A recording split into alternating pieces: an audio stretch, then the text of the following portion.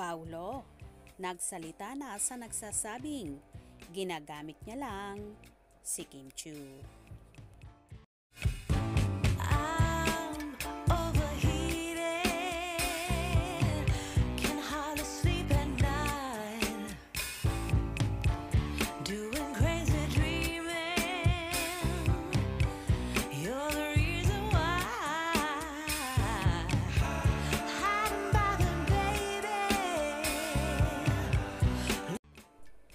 Aktor na si Paolo Avellino, sinagot ang isyung ginagamit niya ang kapamilya actress at It's Showtime host na si Kim Chu para maging matunog ang kanyang pangalan.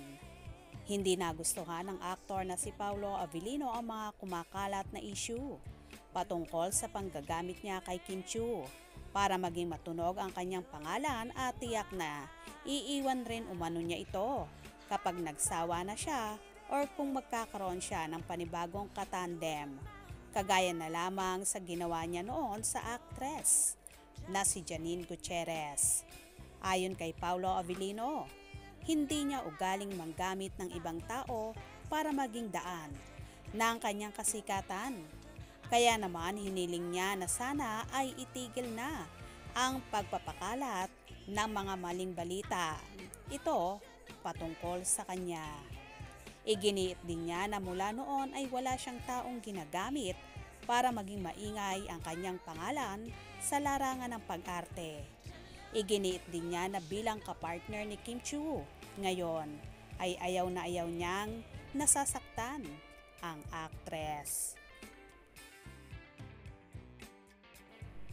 Matatandaan kamakailan lamang ay naging laman ng mga usap-usapan sa social media sina Paolo Avellino at Kim Chu dahil sa pagdidebate ng kanilang mga tagahanga patungkol sa isyung ginagamit lamang umano ni Paolo Avellino ang kasikatan ni Kim Chu, kagaya na lamang sa kung paano ginamit noon ni Sian Lim ang actress. Sa labis na kasikatan na tinatamasa ngayon ng dalawa, marami sa mga netizens ang naniniwalang mas naka-advantage umano ngayon si Paolo sa tambalan nila ni Kim Chu. Ayon sa ilang mga fans ni Kim Chu na nagagamit ni Paolo Avellino ang kasikatan ni Kim Chu dahil ang actress ay may exposure bilang host ng It's Showtime. May solid fan base at may maraming mga followers. Marami rin itong mga endorsement kaya naman nahihila umano si Kim Chu pataas si Paolo Avellino. Sa nagaganap na tambalan ngayon ng dalawa kung saan may posibilidad pa bang magkaroon sila ng pelikula. Marami ang nagsasabing si Paolo ang nasa victory side lalo umano itong mahihila ni Kim sa pagkakaroon ng maraming mga endorsements kagaya na lamang ng nangyari noong sila pa ni Sian Lim ang magka-partner.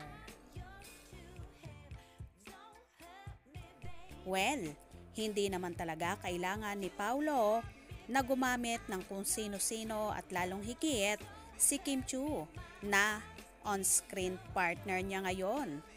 Dahil sikat din naman ang binata at hindi niya talaga ugaling manggamit ng kung sino. Kaya please lang, tigilan nyo na at wag nang siraan pa si Paolo dahil mabuting tao ang aktor. Kaya naman tumutok at huwag na huwag paghuhuli sa mga maiinit na kaganapan.